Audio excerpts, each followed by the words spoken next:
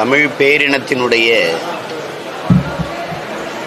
ஒரு பெருமைமிகு அரசியல் அடையாளமாகவும்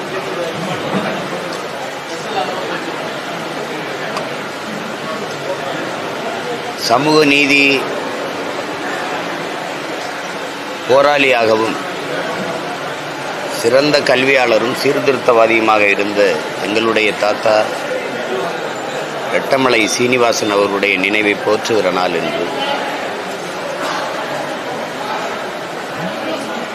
புரட்சியாளர் அண்ணல் அம்பேத்கர் அவர்கள் இந்து மதத்தில் இருக்கிற இழிவு கொடுமைகளை சகித்து கொள்ள முடியாது பௌத்த மதத்தை ஏற்க பல லட்சக்கணக்கான மக்களை அழைத்து கொண்டு சென்றபோது நாம் இந்துக்களே இல்லையே, பிறகு எதற்கு இந்த மத மாற்றம் அவசியமா என்று கேள்வி எழுப்பிய பெருந்தகை தாத்தாவுடைய கேள்வியில் இருக்கிற உண்மையை இன்னைக்கு புரிய முடியும். இன்னைக்கு புத்திஸ்ட் ஆல்சோ இந்து என்பதுதான் அவர்களுடைய நிலைப்பாடு. ஆனால் அம்பேத்கர் பௌத்தத்தை ஏற்றும் பயனற்று போனது. அதனால அது எந்த சொல் உன் மீது இழி சொல் என்று சுமத்தப்படுகிறதோ அந்த சொல்லை எழுச்சி சொல்லாக மாற்றாதவரை உனக்கு விடுதலை இல்லை என்று வழி வழியே வருகிற தமிழ் பிள்ளைகளுக்கு போதித்த புரட்சியாளர் அதே கருத்தைத்தான் அண்ணல் அம்பேத்கர் பின்னாடி அதே கருத்தைத்தான் அவரும் மறுமொழி செய்கிறார். உன்னை அவமானப்படுத்த வேண்டும், உன்னை அசிங்கப்படுத்த வேண்டும் என்று எந்த சொல் பயன்படுத்தப்படுகிறதோ அதையே நீ ஆயுதமாக ஆக்கு என்று அண்ணல் அம்பேத்கர் சொல்வதும் அதே கருத்து தான். எந்த இடத்தில் நீ நிராகரிக்கப்படுகிறையோ அந்த இடத்தில் தவிர்க்க முடியாத ஆற்றலாக மாறி நிற்பது அவசியமாகிறது என்று உலக பிற அறிஞர்களெல்லாம் போதித்ததும் இந்த கருத்துக்களைத்தான். அப்படிப்பட்ட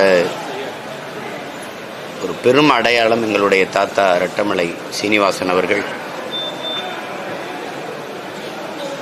அந்த ஆளுமையை தமிழ் இளம் தலைமுறையினர் மறந்து கடந்து போய்விடக்கூடாது என்பதற்காகவே திரும்ப திரும்ப நாங்கள் தாத்தாவுடைய நினைவை போற்றி அவருடைய கோட்பாடுகளை இந்த தலைமுறை பிள்ளைகளின்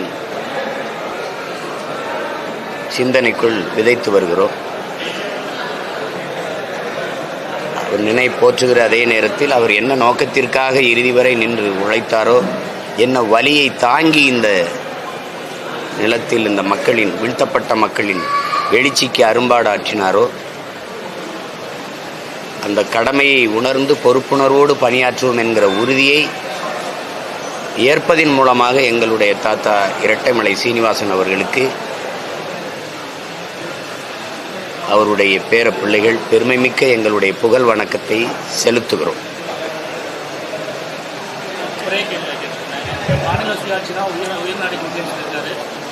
யாரு ஸ்டாலின் சொல்லியிருக்காரு. அடுத்த 100வது ஆண்டிலே திமுக ஆட்சியில் இருக்குன்னு சொல்லியிருக்காரு. இந்த 100 ஆண்டுகளுக்கு திமுக தேவை தமிழ்நாட்டுக்கு இருக்குன்னு சொல்றாரு. 100 ஆண்டுகள் திமுக ஆட்சியில் இருக்கும். தமிழ்நாடு இருக்குமா? வச்சிருக்கீங்களா? மாநில தன்னாட்சிங்கிறது வெற்று வார்த்தையை தவிர இந்த 75 ஆண்டுகளை நீங்க காப்பாற்றி வச்சது சொல்லுங்க. மதுக்கடையை ஒழிக்கிறதுக்கு மதுவை ஒழிக்கிறதுக்கு ஒன்றிய அரசே மதுவை ஒழின்றீங்க. திறந்தவன் மதுக்கடையை திறந்தது யாரு? மாநில அரசா இந்திய ஒன்றிய அரசா? மதுக்கடையை திறந்த நீ அப்புறம் சாவி அவன்கிட்ட கொடுத்துட்டியா? அவன் வந்து தான் பூட்டணுமா? இப்படி எப்படி கதை இது? திடீர்னு காவல்துறை மேல நம்பிக்கை வர மாட்டேது, சிபிசிடி விசாரணைங்கிறீங்க. அப்ப திருப்பி சிபிஐங்கிறீங்க. நீ தானே மாநில சுயாட்சி பேசுன, மாநில தன்னாட்சி, அப்புறம் சிபி விசாரணை. சாதிவாரி கணக்கெடுப்பு எடுக்க துப்பு இல்லை, அதுக்கு வலிமை இல்லை, அதுக்கு ஆற்றல் இல்லையா? அந்த உரிமையை கூட வச்சுக்கிற மாட்டீங்களா? அதை இந்திய ஒன்றிய அரசு தான் எடுக்கணும் அப்படின்னு. சாதிவாரி இடஒதுக்கீடு கொடுத்தது யாரு? அருந்ததியருக்கு 3 விழுக்காடு உள்ஒதுக்கீடு கொடுத்தது யாரு தம்பி சொல்லுங்க? கொடுக்குற உரிமை இருக்கு. இஸ்லாமியர்களுக்கு 3.5 விழுக்காடு கொடுத்தது யாரு? கொடுக்குற உரிமை இருக்கு. 10.5 அந்த வன்னியர்களுக்கு படையாட்சிகளுக்கு கொடுத்தது யாரு? மாநில அரசு. கொடுக்குற உரிமை இருக்கு. கொடுக்குற உரிமையை பெற்றுக்க நீ சாதிவாரி கணக்கு எடுக்கிற உரிமை பெறலையா? இந்த நாடகத்தை எல்லாம் நம்பிக்கிட்டு இருக்கிறதுக்கு என்ன? நீங்க போடுற நாடகம் ஒரே திரைக்கதை, ஒரே வசனம், அதே மூஞ்சி. ஒண்ணு வசனத்தையாவது மாத்தி தொலைங்க, ஒண்ணு திரைக்கதையை மாத்துங்க. அவர் சொல்லும்போது திராவிட இயக்கம் தான் வந்து மத்திய அரசுக்கு எதிரான அழுத்தமான குரல் கொடுக்குறது. எங்க நான் ஒவ்வொன்னா கேட்பேன், பதில் சொல்லணும். நீங்க கேட்டீங்களா? இந்தி திணிச்சது யாரு? இந்திய திணிச்சது யாரு? இந்திய ஒன்றிய அரசு, காங்கிரஸ் ஆட்சி. எதிர்த்து போராடினது நீங்க இல்ல, மாணவர்கள் மற்றும் பொதுவான மக்கள். நீங்க பயன்படுத்தி ஆட்சிக்கு வந்தீங்க. இந்தியை திணிச்சவனோடவே சமரசம் செஞ்சு கூட்டணி வச்சது யாரு? மிஸ்ஸாவை கொண்டு வந்து உங்களை ஒடுக்குனது யாரு? காவிரி நதிநீர் உரிமையை பறிச்சது யாரு? கச்சத்தீவை எடுத்து கொடுத்தது யாரு? நீர் உரிமைகள் எல்லாம் பறி கொடுத்தது யாரு? எல்லா கல்வி பொதுப்பட்டியலிருந்து மாநில பட்டியலிருந்து பொதுப்பட்டியல் கொண்டு போனது யாரு? மருத்துவ உரிமை தூக்கிட்டு போனது யாரு? சாலை போடுதல், பராமரித்தல், தேசிய நெடுஞ்சாலையெல்லாம் தூக்கிட்டு போனது யாரு? மொத்த வரியும் வாரி சூச்சி எடுத்துட்டு போனது யாரு? இதெல்லாம் பார்த்துக்கிட்டோம். அப்புறம் இதெல்லாம் அங்கே கொடுத்துட்டு என்ன மாநில உரிமை நீங்க பற்றி வச்சிருக்க? நீ மின் உற்பத்தி விநியோகம் இப்போ யார்கிட்ட இருக்கு? கையெழுத்து போட்டது எடப்பாடி. அவங்களும் மாநில சுயாட்சி தானே பேசுறாங்க. சரி, கையெழுத்து போட்டாங்கல்ல, நீங்க வாங்கிட்டு வந்து நீங்க போய் போராடி வாங்கிட்டு தானே 39 உறுப்பினர் கொண்டு போய். நீங்க இப்ப 40 வச்சிருக்கீங்கல்ல உறுப்பினர்களா? பூ முட்டையா அப்படியே உட்கார்ந்து எந்திரிச்சு வர்றதுக்கு? அப்ப பேசாம என்ன பண்ணீங்க? தொடர்ச்சியா மீனவனை கடத்தி கொண்டு போறான், அவங்க சிறை பிடிக்கிறான், படகை பறிக்கிறான், மொட்டை அடிச்சு விடுறான். வாயை திறக்க மாட்டேங்கிறீங்க. இங்க பெருமை வேற கிடக்கு.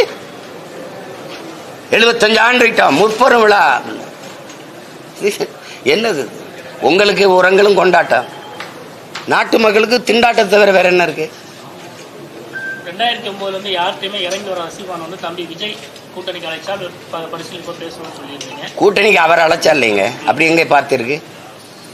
நான் யார் கூட்டணிக்கு அழைச்சி காத்து இருக்கிறவங்க இல்லைங்க. நீங்க என்ன அப்படி பேசுறீங்க? தப்புன்னு அப்படி சொல்லாதீங்க.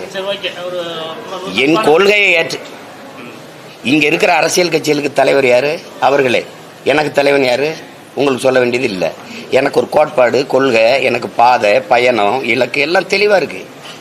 புரியுதா? இது என்னுடைய கோட்பாடு கிடையாது. பல ஆண்டுகளுக்கு, பல 100 ஆண்டுகளா எனது முன்னோர்கள் தூக்கி சுமந்த கனவு, எங்களுடைய தலைவன் தூக்கி சுமந்த கனவு. நாங்கள் ஒரு லட்சியவாதிகள். நாங்கள் ஒரு உயர்ந்த லட்சியத்தை தூக்கி சுமக்கிற லட்சியவாதிகள், வெறும் அரசியல்வாதிகள் இல்லை. எனக்கு என் நாட்டை எப்படி மாற்றி படைக்கணும், கல்வி எப்படி இருக்கணும், மருத்துவம் எப்படி இருக்கணும், வேளாண்மை எப்படி கட்டமைக்கணும், நீர் வளத்தை எப்படி பெருக்கணும், இப்படி தடையற்ற மின்சாரத்தை இந்த வழியில் உற்பத்தி செய்து சூழலுக்கு கேடு இல்லாத மின் உற்பத்தியை செய்து கொடுக்கணும். அப்படி இருக்குது. என் பிள்ளைகளுக்கு இவ்வளவு வேலை வாய்ப்பு கொடுக்கணும், இப்படி இருக்கணும், வறுமை பசிங்கிற சொல்லு இல்லாமல் ஒழிக்கணும் ஒரு கனவு இருக்கு. இந்த பூமி தாயை நான் பச்சை பருவையால போத்தணும்னு நினைக்கிறேன். அது நீ அப்படி இல்லையா? புவி வெப்பமாகுது, பருவநிலை மாறிடுச்சு. மாத்தினியா மாறிச்சா? கேள்விக்கு பதில் வச்சிருக்கீங்களா? இருங்க. அப்ப எனக்கு ஒரு கனவு இருக்கு. இதை ஏற்றுக்கொண்டு எவர் வரின்னு ஏற்போம். குறிப்பா இந்திய திராவிட கட்சிகள் தவிர்த்து. நாங்க உட்கார்ந்து எங்கள் தலைவர் பிரபாகரன் சொன்னது போலம்பா இவர் இருப்பாரா, எந்திரிச்சு போவாரா? கூட்டணியில் இருக்கிறவரு அதெல்லாம் யோசிக்கணும்ல. தம்பி இந்த எங்க அண்ணன் செய்யறது சரின்னு ஏற்றுக்கொண்டு வந்தால் ஏற்கிறது, இல்லைன்னா அவர் வேலையை பார்த்து போக வேண்டியதான். அம்பேத்கருக்கு மாலை போட்டு தொடங்கியிருக்காரு. அதே போல பெரியாருக்கு இந்த மாலை போட்டிருக்காரு. அதே போல விநாயகத்துக்கு வாழ்த்து கூறல, ஓணத்துக்கு வாழ்த்து கூறியிருக்காரு. இவரும் திமுக மாடல் எடுக்கிறாரு, திராவிட கொள்கை அப்படின்னு சொல்றாங்க.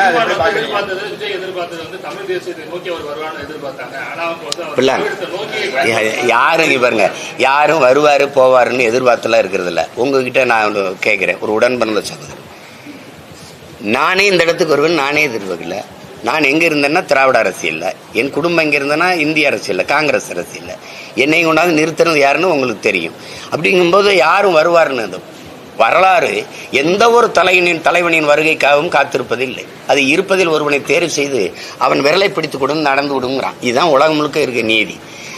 இவர் வருவார்னு காத்திருக்கிறது இல்லை, அவர் வருவார்னு காத்திருக்கிறது இல்லை, நானே வருவேன் யாரும் காத்திருக்கல. அதனால தம்பி அவர் எடுத்து வைக்கிற கோட்பாடு கொள்கை எல்லாம் எப்படி இருக்குன்னு பார்த்தா அப்புறம் பேசணும். இன்னும் அவர் வர்றதுக்கு முன்னாடி நீங்க அவரை பேசாம அவர் படத்துக்கு அவர் தானே குரல் பதிவு பண்றாரு. அவருக்காக நீங்க மற்றவங்களெல்லாம் பதிவு பண்ணுங்கன்னு சொல்றது நல்லா இல்லை. நீங்க அவர்கிட்ட தான் கேட்கணும், நீங்க எதுக்கு இதை போடுறாங்க. அம்பேத்கருக்கு மாலை இட்டதை வரவேற்கணும். ஐயா பெரியாருக்கு மாலை இட்டீங்களா, வரவேற்கணும். அதை போலவே எங்க தாத்தா திருவி கல்யாண சுந்தரத்துக்கு நீங்க மாலை இடணும், மதிப்பளிக்கணும். அதை போலவே எங்க தாத்தா இந்த தனித்தமிழ் அடிகளார் மறைமலை அடிகளுக்கு நீங்க போடணும். தமிழ் தென்றல் திருவிக்காவுக்கு போடணும், தனித்தமிழ் அடிகளார் மறைமலை அடிகளையும் போட்டணும், எங்க தாத்தா ரெட்டமலை சீனிவாசனையும் போட்டணும்.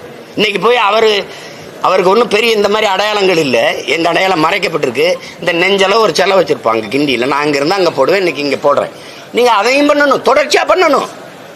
தாத்தா முத்துராமலிங்கத்தூருக்கு வரணும், இமானுவேல் சேரனுக்கு வரணும், தீரன் சின்னமலைக்கு போடணும், பூலித்தேவனுக்கு போடணும், பாட்டி வேலுநாச்சியருக்கு போடணும், மருதுவாண்டியரை போற்றணும், அழகுமுத்து கோணை போற்றணும், சுந்தரலிங்கனாரை போற்றணும். தமிழ் அடையாளங்களையும் போற்றணும். புரியுதா? நாங்க அண்ணல் அம்பேத்கரை நாம் தமிழர் கட்சியின் கோட்பாடு இதன் மூலமா விளங்கி அண்ணல் அம்பேத்கரை அறிவு ஆசானாக இருப்போம், எங்களுடைய பெருமை மிக்க வழிகாட்டியாக இருப்போம். ஆனால் தலைவர்களாக எங்க தாத்தா ரட்டமலை சீனிவாசன், பாட்டனார் அயோத்திதாச பண்டிதர், MC ராஜா இவர்களைத்தான் ஏற்போம். ஏன்னா தகப்பன் என்பவன் பெத்தவனாகவும் தலைவன் என்பவன் என் ரத்தவனாகவும் இருக்கணும். கொஞ்சம் இருங்க, ஒன்னொன்னா பல கட்சி தலைவர்கள் திராவிட சித்தாந்தத்திலிருந்து தமிழகம் மாறணும் அப்படிங்கிறது போராடுறீங்க. நீங்க சரி, பிஜேபி அவங்க தான் சொல்றாங்க, நீங்க தான் சொல்றீங்க. ஒருவேளை விஜய் அரசியல் சொல்லும்போது திராவிட சித்தாந்தத்தோடு வந்தார் அப்படின்னாங்க, ஒரு அரசியல் சூழ்நிலை நினைக்கிறீங்க?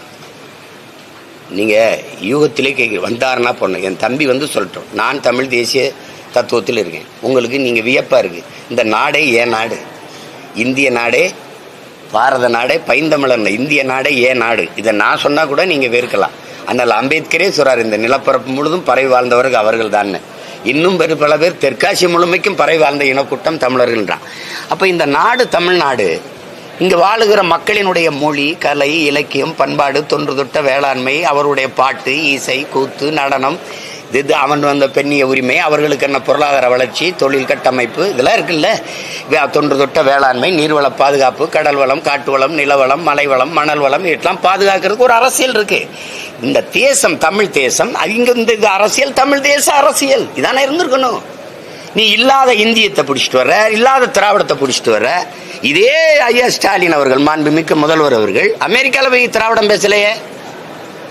திரண்டு இருக்கிற திராவிடர்களை பார்க்கும்போது எனக்கு மகிழ்ச்சியின் வார்த்தையை பதிவு பண்ணல, ஏன் பதிவு பண்ணல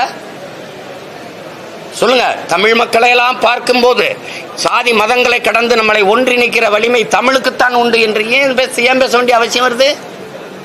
தமிழர்களை எல்லாம் ஒட்டுமொத்தம் ஏன் திராவிடர்களை, திரண்டு இருக்க திராவிடர்களை பார்க்கும்போது எனக்கு மகிழ்ச்சின்னு ஏன் சொல்ல முடியல? அப்போ இல்ல, திராவிட அவன் மொழியது, அவன் நிலப்பரப்புது. சொல்லுங்க, எது எது உன் மொழி, எது உன் நிலப்பரப்பது? இந்தியான்னு ஒரு நாடு இருந்ததா, உருவாக்கப்பட்டதா? 2500 ஆண்டுக்கு மூத்த ஒரு நாகரிகத்தை நீ தோண்டி எடுக்கிற கீழடியில, அது என்னுடைய நாகரிகம். ஆனா நீ வந்து இந்திய பண்பாடுங்கிற, திராவிட நாகரிகங்கிற ஒரு சொல்லை கூட எனக்கு விட்டு தர முடியலடா உன்னால. அவ்வளவு பயம் இருக்குல்ல.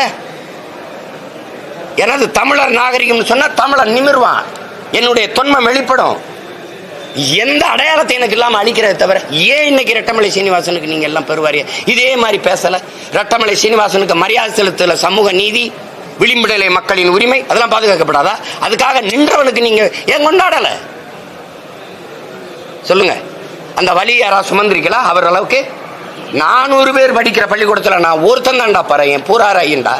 எல்லாரும் திடல்ல கால்பந்து விளையாடுவான், எனக்கு விளையாடணும்னு பேராசையா இருக்கும், அவ்வளவு ஆர்வமா இருக்கும். ஓரமா ஒரு ஓரத்தில் நின்று பார்த்து அழுதுகிட்டே இருந்தேன். அந்த அன்னைக்கு இருந்த ரெட்டமலை சீனிவாசன் மாணவனா இருந்த அவர் மனநிலைக்குள்ள போய் பாருங்க எல்லாரும், அப்ப தெரியும் அந்த வழியை. அந்த வழியை சுமந்து நின்றவனுக்கு அந்த வழியை கடத்தி இன்னொரு தலைமுறைக்கு அதுல இருந்து மீட்கணும், காக்கணும்ங்கிற எண்ணமே வரல. பெரியாருக்கு மேல போட்டாவே சமூக சீர்திருத்தம் வந்துருதா?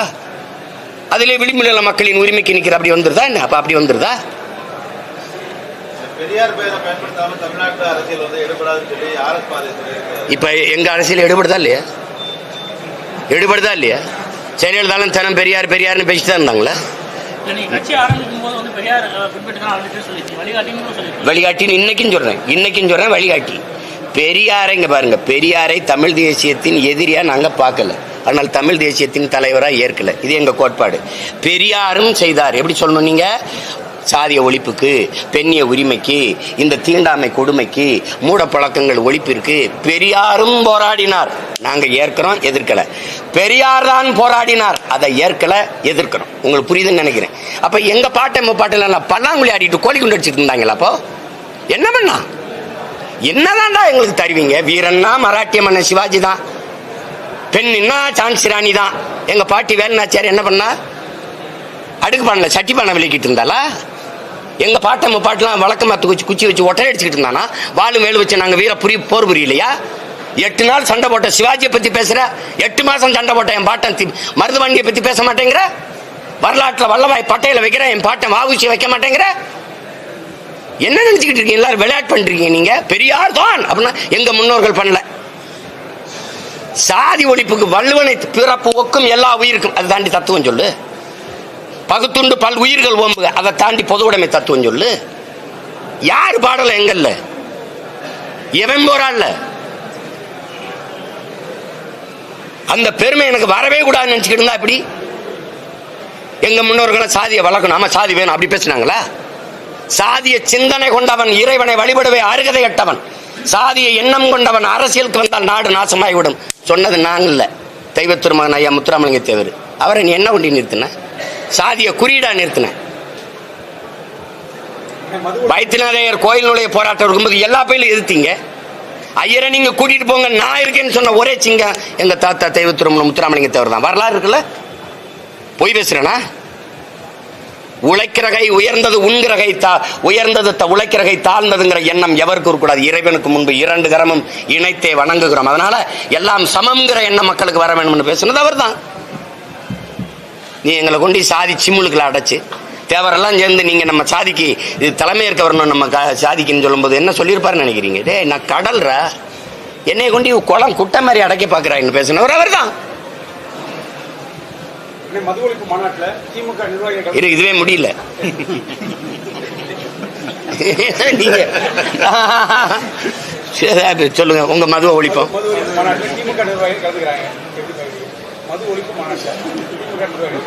இப்போ இலங்கையில ஈழத்துல எங்களை பெரும்போர் நடத்தி எங்க இனத்தை அழிச்சு ஒழிச்சிட்டான்.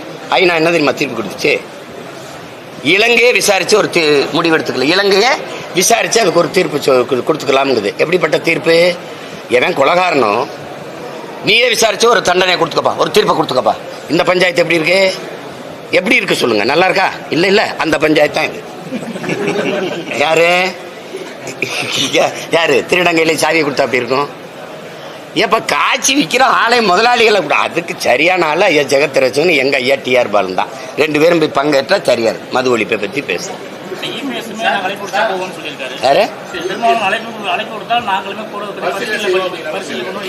போய் என்ன பண்ணுவீங்க சொல்லுங்க? மதுவை ஒழிக்கணும்னு பேசுவீங்களா?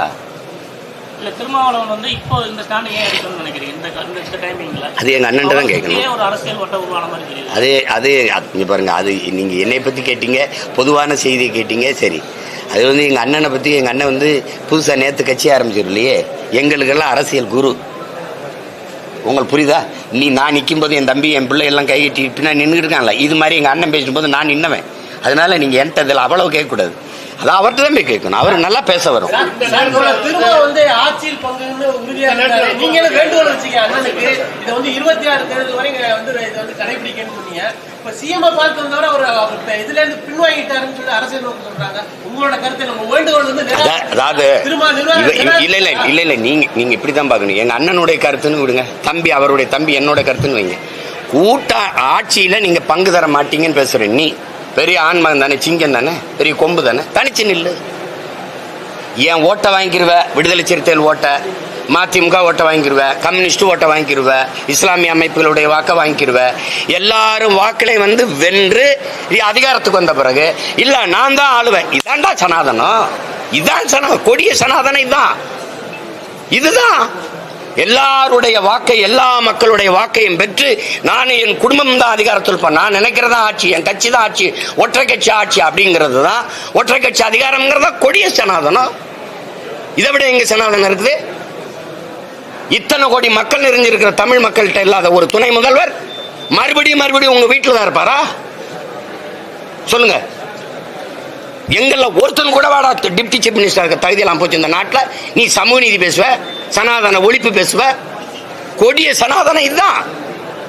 உங்க அப்பா இருந்தாரு, நீங்க வந்தீங்க, இப்போ நீங்க இருக்கீங்க, உங்க மகன் வர்றான். இதுல பல பேர் இன்ப நிதியை முதலமைச்சராக்க துடிச்சுக்கிட்டு இருக்கான்.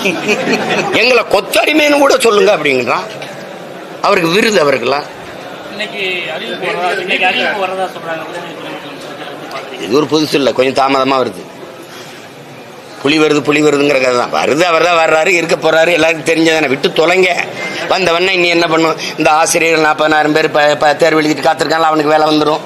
அந்த துப்புரவு தொழிலாளர்கள் போராட்டத்தை நிறுத்துருவாங்க, தனியார் கொடுக்கறது நின்றும், எல்லாமே ஒரு நொடியில மாறிட போகுது. இன்னொரு நாள் கார் ரேஸ் விடுவாரு.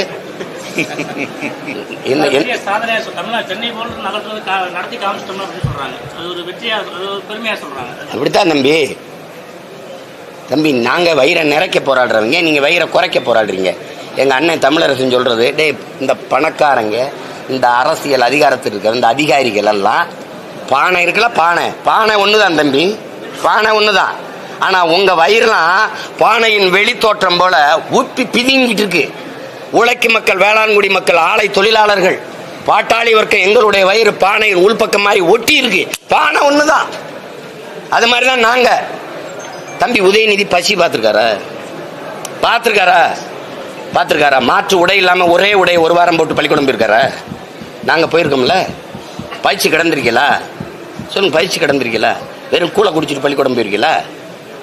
நீங்கள் பார்த்துருக்கீங்களா? கூழ் எப்படி இருக்குன்னா பார்த்துருக்கீங்களா? பழைய சோறு சாப்பிட்ருக்கீங்களா? நீங்கள் இன்னைக்கு ஹெல்த்தி ஃபுட்டுங்கிறான், எல்லா பேரும் சாப்பிட்றீங்க, அது வேற.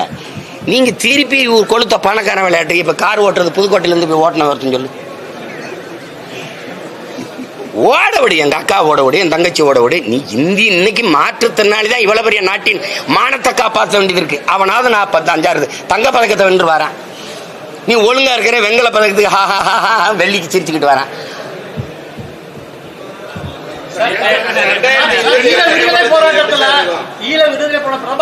பிரபாகரன் இருக்கும் பொழுதும் சரி, அவர் மறைவுக்கு பிறகு சரி, பல்வேறு அரசியல் கட்சிகள் தமிழ்நாட்டில் ஒரு படத்தை முன்னிலைப்படுத்தி போட்டுட்டு வந்தாங்க. நாட்டில் வந்து எல்லாத்தையும் அந்த எல்லா அரசியல் கட்சிகள் மதிமுக உட்பட, ஏன் விடுதலை சிறுத்தைகள் உட்பட அந்த படத்தை பிரபாகரன் படத்துல எடுத்தாங்க. நீங்க தொடர்ந்து இந்த தலைவர் பிரபாகரன் படத்தை போட்டு கொண்டு வந்தீங்க. இந்த அரசியல் கட்சிகள் தலைவர் பிரபாகரன் படத்தை வந்து மறைத்தது எதனால? இதுக்கு நான் என்ன பதில் சொல்றது? அந்த கட்சிகளுக்கு அவங்க தலைவர், எங்கள் கட்சிக்கு எங்கள் அண்ணனே தலைவர். எங்கள் அண்ணன் வந்து அவர் ஆயுதம் மிச்சம் வச்சதை அவர் பிள்ளைகள் நாங்கள் அரசியலால் வென்று முடிக்கணும்னு நினைக்கிறோம்.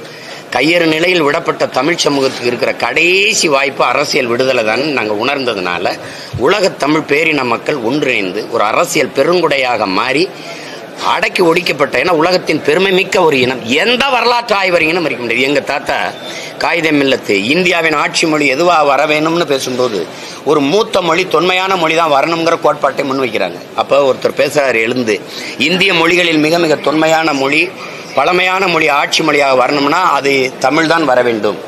தமிழ் தான் இந்திய மொழிகளில் மிக தொன்மையான மொழி. இதை எந்த வரலாற்று ஆய்வறிஞனும் எந்த தொல்பொருள் ஆராய்ச்சியாளனும் மறுக்க இயலாதுன்னு பேசுறாரு. அப்போ அவ்வளவு பெரிய மூத்த இனம் நாங்கள் இன்னைக்கு வந்து இப்படி இருக்கிறோம்னா காரணம் என்னன்னு உங்களுக்கு தெரியுது. இந்த சூழல்ல அடிமைப்பட்டு கிடக்கிற ஒரு தேசிய ஒரு இனம் வந்து என்னைக்கு முழுமையான விடுதலை அடையும்னா அது என்னைக்கு தனக்கென்று ஒரு நாடு அடையுதோ அன்னைக்கு தான் முழுமையான விடுதலை அடையும். அந்த விடுதலை கனவோடு களத்தில் தன் உயிரையே ஆயுதமையாந்தி நின்ற ஒரே வீரன் எங்கள் அண்ணன் பிரபாகரன் மட்டும்தான். இந்த இனத்தில் கருத்தியல் நிறைய இருந்துச்சு. எடடா படையை கடடான்னு ஏதோ பேசுனா, கொலை வாழின எடடா கொடியோர் செயல் அறவேன்னா, நல்லாண்மை என்பதுக்கு ஒருவருக்கு தான் பிறந்த இல்லாண்மை ஆக்கி கொள்ளன்னு வள்ளுவ பெருமானான் பாடினான். எல்லாம் பாடி வச்சான், என் பாட்டையும் எல்லாம் சுத்தம் சுதந்திரம்னு எழுதுனான். இறங்கி கூட்டம் யாரும் இல்லை. இறங்கி கூட்டின ஒரே புரட்சியால எங்கள் அண்ணன் பிரபாகரன் மட்டும்தான். என் பாட்டையும் படையை நடத்தினா, உலகத்தில் பெரிய வல்லரசு நிறுவனம் கொடியேற்றல எங்களை குடியேற்றிட்டு வந்தா எங்களை குடியேற்றமிட்டான். இன்னைக்கு தெருக்கோடியில் அவன் பிள்ளை நிற்கிறான், ராஜராஜ சோழனும் அவன் மகன் அரசேந்திரனும். அந்த அவங்களுக்கு இல்லாத கனவு எந்த இனத்தில் இருந்ததுன்னா அது எங்கள் அண்ணனுக்கு இருந்தது. அதனால நாங்கள் எங்கள் தலைவரை ஏற்போம். அதை ஏற்றுக்கொண்டு அவர் எங்களுக்கு காட்டினது இருக்கு. அவர் ஆயுதம் மிச்சம் வச்சதை அறிவாயுதம் ஏந்திரம். அவர் களத்தில் கருவி ஏந்தி நின்னார், நாங்கள் கருத்திய புரட்சி ஏந்தி நிற்கிறோம். இவ்வளவுதான். அதனால அவர் வைக்கல இவர் வைக்கலன்னு நீங்கள் நினைக்கக்கூடாது. நாங்கள் வைக்கிறோம். ஏன் சீமான் அவர் எல்லையும் கேட்பாங்க, என்ன உங்கள் ஐயா தானே அப்துல் கலாம், அவர் மீனவர்களுக்காக போறாருல, நீங்கள் தான் பேசுறீங்கன்னு. என்னை போய் சீமான் நீ அவரை மாதிரி அணுகுண்டு தயாரின்னு சொல்லக்கூடாது. அவரை கூட்டி வந்து மீனவருக்கு போறான்னு சொல்லக்கூடாது. ஐயா போறான்ல, பேரன் போறான்ல, விடுங்க, அவங்க வைக்கல, நான் வைக்கிறோம், அவ்வளவுதான். இதுல எதுக்கு போய் கேள்வி? கட்சி நிர்வாகிகளுக்கு வந்து கடுமையான குற்றச்சாட்டு வச்சிருக்காங்க. திருச்சியில் பிரபாகரன் ஜாபரா இருக்கு, சர்வாதிகாரி சொல்றாரு. இப்போ நீங்க பேசுறது கூட கடந்த 2 ஆண்டுகளாக வந்து ஈழத்தமிழர் சட்டத்தை பெருசாக பேசுறேன்னு சொல்றாங்க. கட்சியை விட்டு நீக்கிறவங்க கொடுத்து வெள்ளை அறிக்கை வெளியிடணும்னு சொல்றாங்க. இன்னும் கடுமையான குற்றச்சாட்டுகள்லாம் முன் வச்சிருக்காங்க. அடுத்தடுத்து நீக்கிட்டே இருக்காரு, ஒரு சர்வாதிகார தன்மையோட செயல்படுறாருன்னு சொல்லியிருக்காங்க. ஜாபரும் சரி, அப்புறம் 2 பேருமே. இப்போ அவங்கெல்லாம் நீக்க கடிதம் போயிருக்கா, அவங்களா போறாங்க, அதை போய் பேசிட்டு இருக்க முடியாது. குற்றச்சாட்டு முன் வைக்கிறாங்க, பயணிச்சு. அது குற்றச்சாட்டு தானே, அது குற்றம் இல்லை. நீங்கள் மரத்துலேருந்து பட்டு விழுகிற இலை இருக்குல்ல, சலன்னு சத்தம் போட்டு தான் கீழே விழும். அதை போய் கவனிக்க முடியாது. அந்த இலை விழுந்தா தான் இன்னொரு இலை துளி இருக்கும்.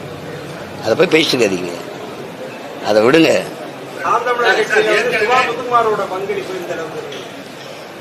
அவர் வந்து தொடக்க நிலையில் ஒரு 6-7 மாதம் எங்கள் கூட தொடர்ந்து பயணித்தார்.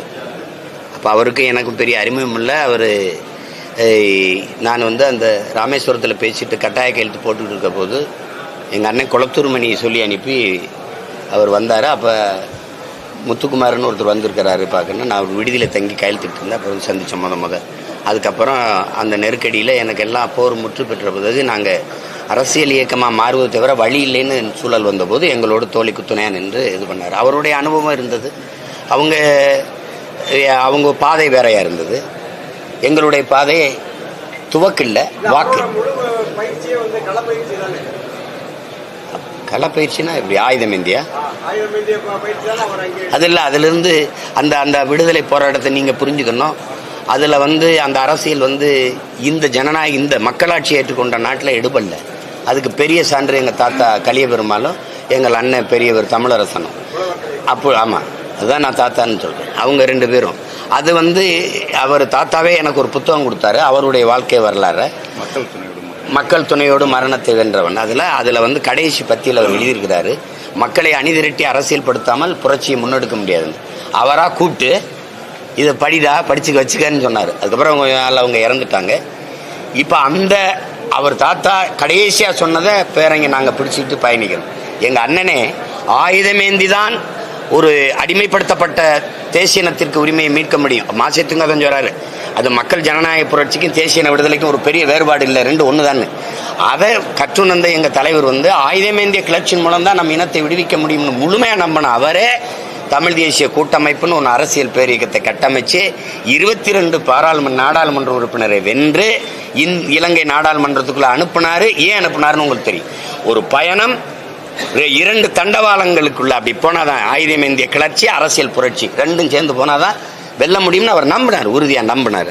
அந்த நம்பிக்கையில் இது இல்லை. இப்போ அவருடைய காலம் வேறு, அவர் பிள்ளைகள் எங்களுடைய காலம் வேறு. அதனால நாங்கள் முழுமையாக எங்கள் அண்ணன் கையில் இருந்த துவக்க கீழே வச்சுட்டு இந்த மக்கள்கிட்ட இருக்கிற வாக்கை கையில் எடுத்து அந்த அரசியல் அது ஆட்சியாளர்கள் தான் முடிவு செய்யணும். இப்போ நாங்கள் மாசத்தும் சேகவார இருகையும் உயர்த்தியிருக்கோம். ஒன்று கருவிக்கானது, ஒன்று கருத்தியலுக்கானது. ஒன்று அறிவு ஆயுதம், இன்னொன்று அழித்தொழிக்க ஆயுதம். இதில் எந்த கையை இறக்குறது எந்த கையை தூக்குறதுங்கிறத நீங்கள் தான் பெருமக்களை முடிவு செய்ய வேண்டும்.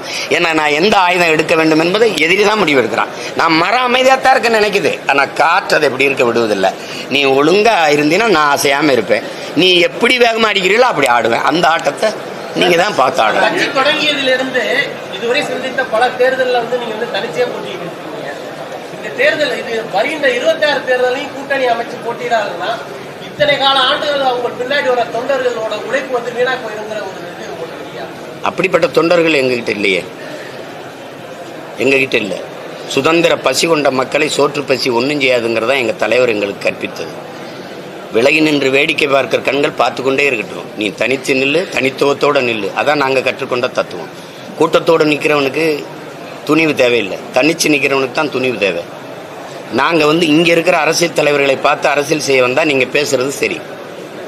நாங்கள் எப்படி உலகா 20 நாடுகள் சேர்ந்து எதிர்த்து சண்டை போட்ட போதும் தனிச்சு நின்று போரிட்ட தலைவனுடைய பிள்ளைகள். நீங்கள் எப்படி சொல்லாதீங்க. தனிச்சு நின்னா வெல்ல முடியுமா, தோன்றணும். ஒரு லட்சியம் கொண்ட போராளி நீங்கள் தட்டி கொடுங்க. நீங்கள் தொடர்ந்து முன்னேறுங்கன்னு சொல்லுங்க.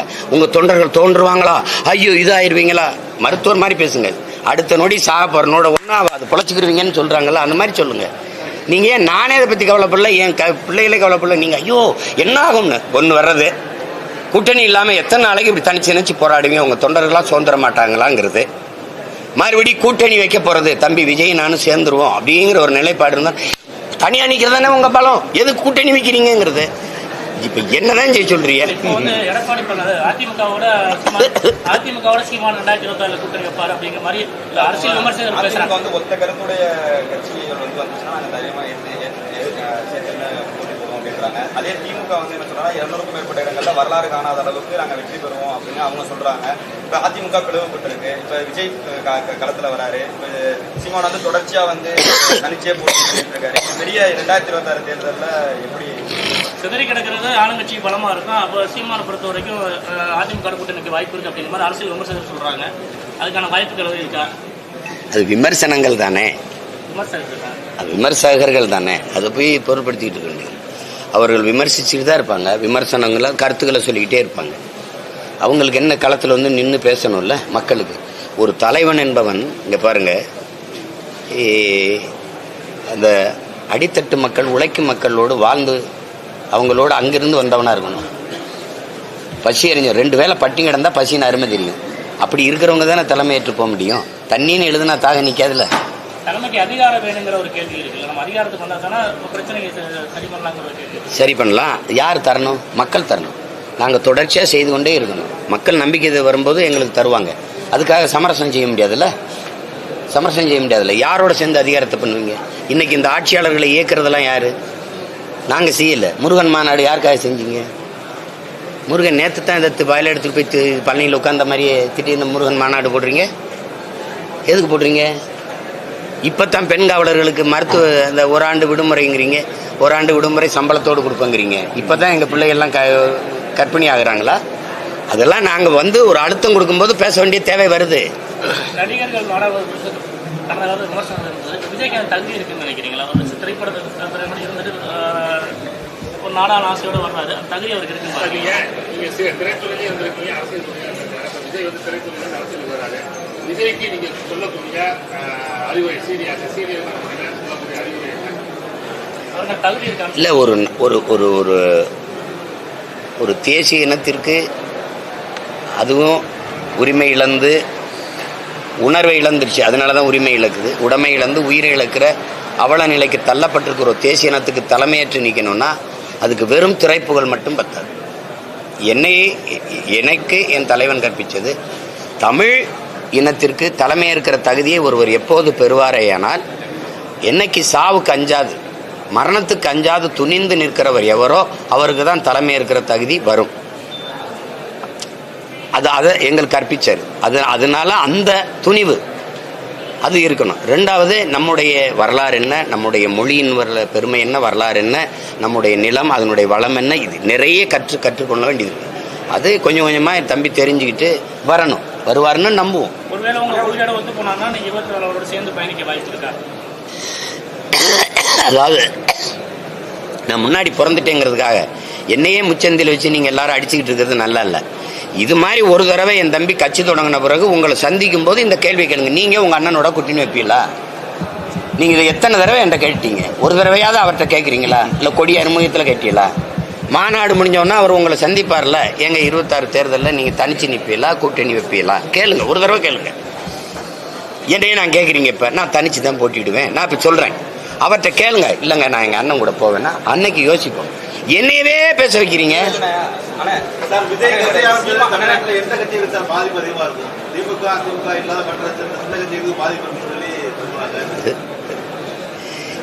ஏதோ நீங்க எல்லாம் இப்படி பேசிட்டு இருந்தீங்கன்னா பாதிப்பு சோதிப்புலாம் கிடையாதுங்க. கோட்பாட்டு அளவில் எது ஈர்க்கப்படுது? அவர் ஒரு புகழ்பெற்ற திரைக்கலைஞராக இருக்காரு. அவரை திரையில் பார்த்து ரசித்த ரசிகர்கள் அவர் மேலே ஒரு பேரன்பு வச்சிருக்கிறாங்க. அதனால அவர் வந்தால் ஏதாவது நல்லது செய்வாரா, இதிலிருந்து ஏதாவது மாறுதல் செய்வாரா ஒரு நம்பிக்கை.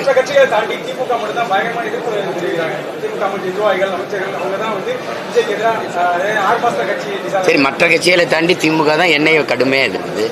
ஏகப்பட்ட வழக்குகளை போடுது, நெருக்கடி கொடுக்குது, எல்லா இடையூறும் செய்யுது. அது ஏன் செய்யுது?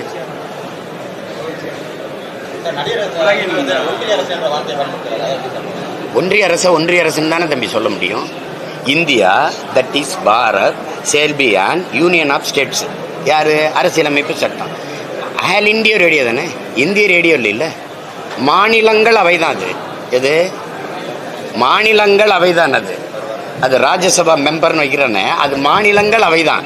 இந்தியா பல தேசங்களின் ஐக்கியம், ஒன்றியம். அது யுனைடெட் ஸ்டேட் ஆஃப் அமெரிக்கா, அது யுனைடெட் கிங்டம், அது ஐரோப்பிய யூனியன். அது மாதிரி இது யுனைடெட் ஸ்டேட் ஆஃப் இந்தியா. அவ்வளவுதான். அந்த ஸ்டேட்டை விட்டுட்டு யூனியன் வச்சுட்டான்.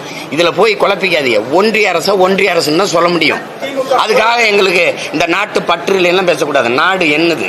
செக்கிழுத்தவன் பேரன், தூக்குலதவன் பேரங்க நாங்க. நீ எனக்கு நாட்டு பற்று எல்லாம் கற்பிச்சுக்கிட்டு இருக்க கூடாது. புரியுதா? விடுதலை போராட்டம்னா என்னன்னே தெரியாம நீங்க விலகி நின்ன வேடிக்கை பார்த்த பயிலெல்லாம் இன்னைக்கு எங்களுக்கு நாட்டுப்பற்று அப்படின்னா, நீ பாரத மாதாக்கு ஜெயின்னா நாங்க மயங்கிடுவோம், நம்பிடுவோம். நீ பெரிய தேசப்பற்றால. ஒரு விடுதலை போராட்டத்தில் நீ பங்கேற்ற ஒரு போராட்டம் சொல்லுங்கிற, நீ சொல்ல மாட்டேங்கிற. நீ எனக்கு நாட்டுப்பற்ற போதிப்ப என்ன என்ன இருங்க தம்பி. நீங்க இந்த கேட்டீங்கள தம்பி, இந்த நாடு அடிமைப்பட்டு கிடக்கும் போது இந்த நாட்டின் விடுதலைக்கு போராடியவன் எல்லாம் பாகிஸ்தான், பங்களாதேஷ்ல இருக்கான். ஒரு போராட்டம் கூட போராடாதவன் பாராளுமன்றத்தில் இருக்கான், பதவியில் இருக்கான், பாரதிய ஜனதாவில் இருக்கான். இதுதாங்க, இதான் போராட்ட வரலாறு. சந்தேகம் இருக்கா? இல்லை தெளிவாயிட்டியல்ல. திமுக பரவல மாநாட்டில் துரைமுருகன் வந்து திமுக இடுப்புல கட்டியிருந்த துண்டை தோல்ல போட வச்சு செருப்பு போட வச்சு இடுப்புல இருந்த துண்டை தோல்ல போட்டா கீழே அம்மனமா இருந்தம்மா கேட்கறதுக்கு பதில் சொல்லுங்க. அந்த துண்டை அப்படியே வச்சுட்டு தோல்ல ஒரு துண்டு போடணும். அப்படின்னா நாங்கள் என்ன அம்மனமா கோமணம்ல அப்படி கோமணம் கட்டாமல் அம்மனமா தெரிஞ்சம்மா? இதெல்லாம் அசிங்கப்படுத்துறதா இல்லையா? பெரியார் வந்து அவர் சொல்றாரு ஒருத்தர், RS பாரதியன்ட்டு, சீமா பாட்டிக்கெல்லாம் நாங்கள் தான் ரவுக்க போட்டோம்னு. என் பாட்டிக்கு போட்டீங்க, கருணாநிதி அம்மாவுக்கு போடல. ஏன்? இதெல்லாம் கொழுப்பான பேச்சு இல்ல. ஒரு பெரிய மனுஷன் பேசுறதா? சீமா பாட்டிக்கே திராவிட இயக்கம் நாங்கள் வந்து தான் ரவுக்க போட்டு விட்டோம்.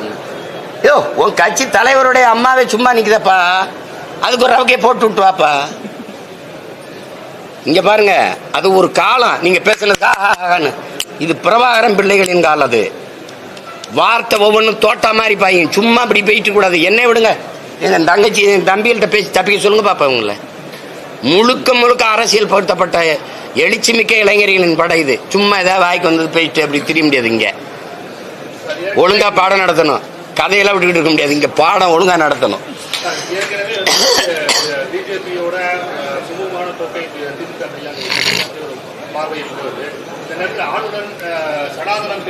இல்லாத மாதிரி நீங்க அப்படியே பல்லு படாம கடிக்கிறீங்க மாதிரி நிலவுது போகுது.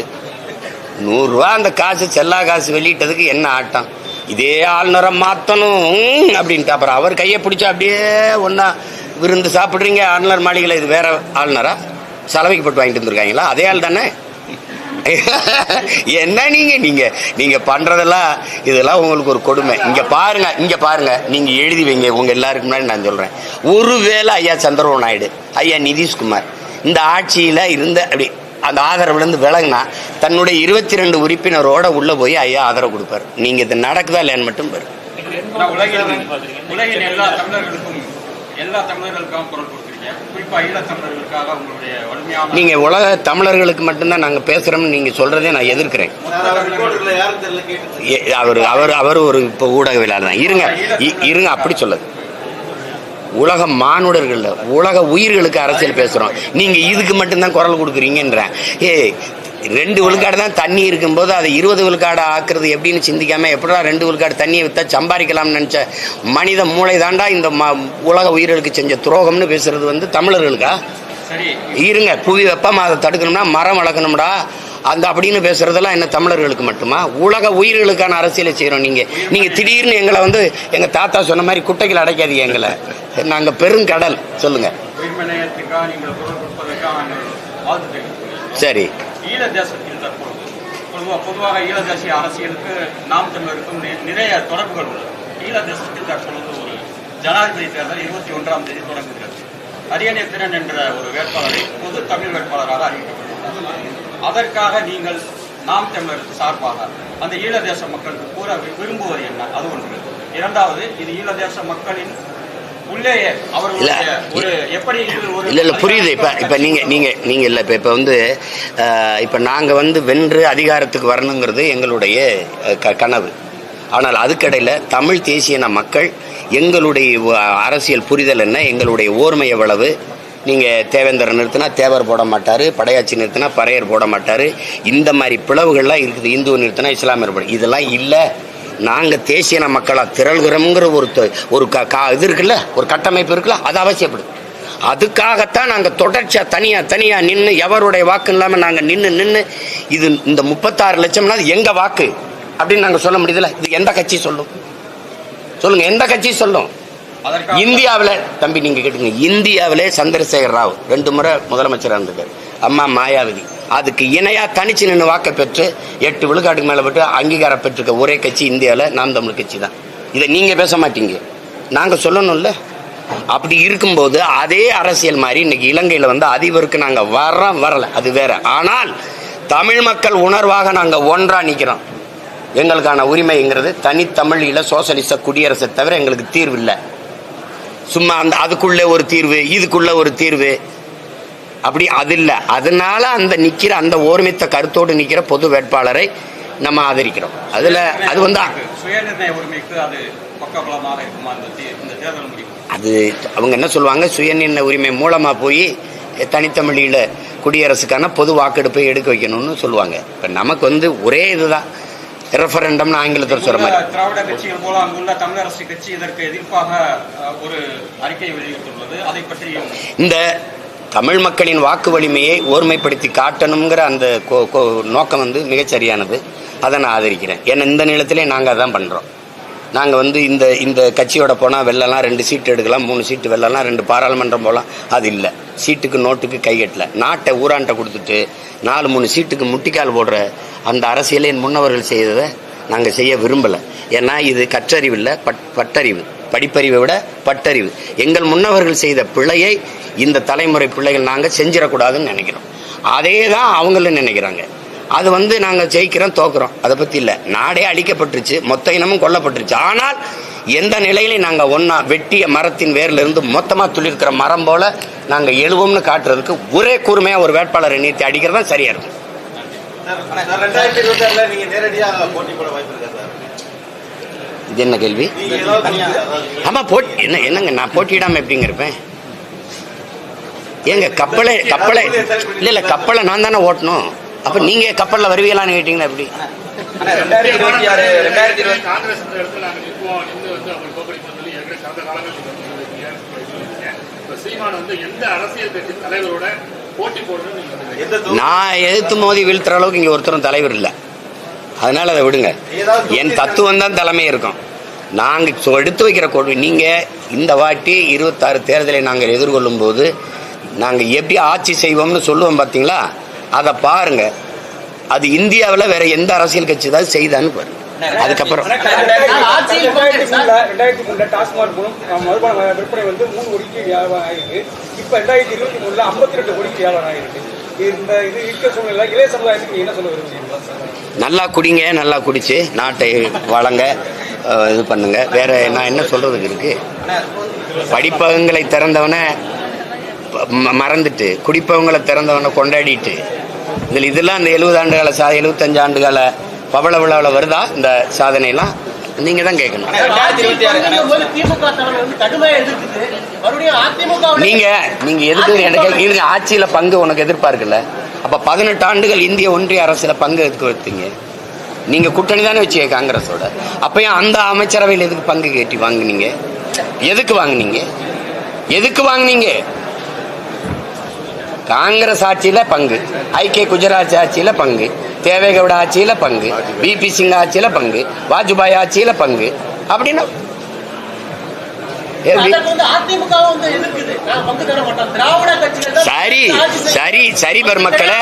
சரி பெருமக்களை நீங்க ஆட்சியில யாருக்கும் அதிகாரத்துல பங்கு தர வேண்டாம். தராத. நீ சரியான சிங்காதி சிங்கம் தனிச்சு நின்று வெல்லு. இந்த அவர் சொல்றாருல 100 ஆண்டு வரணும், 24 200 ஆண்டு அடிப்போம். நீங்க என்ன சொன்னீங்க? 200 அதான் முதல்வருக்கு நீங்க சொல்லுங்க. அவர் கேட்கிறாருங்க, தனிச்சு நின்று வெல்லுங்களேன். தனிச்சு நின்று வெல்லுங்க. 75 ஆண்டுகால சாதனையை சொல்லுங்க. உள்ளாட்சி தேர்தலா வரப்போற உள்ளாட்சி தேர்தலா கூட அதுக்கப்புறம் 2026 தேர்தலா இருக்கட்டும், சீமானோட கொள்கையை ஏற்று அவர் தலைமையை ஏற்று எந்த கட்சியும் வரலனாலும் தலிச்சுதான் போட்டினே எடுத்துக்கலாம். எந்த கட்சியும் வந்தாலும் வரல. நான் சொல்லிட்டேன், திராவிடம் இந்தி அதோட உடன்பாடு இல்லை. தேர்தல் இந்த கோட்பாட்டுக்கு மாற்றாதான் நாங்கள் இந்த கட்சியை உருவாக்கணும். நாங்கள் திராவிடரும் இல்லை, இந்தியரும் இல்லை, தமிழர்கள். எங்களுக்கு சாதிய மத அடையாளங்கள் அல்ல. எங்களுக்கு நாங்கள் தமிழ் தேசியர் என்பதுதான் எங்களுக்கு அடையாளம். எதில் இந்த கருத்தியல்ல உறுதியா நின்று நான் தனிச்சு தான் போட்டிருக்கேன்.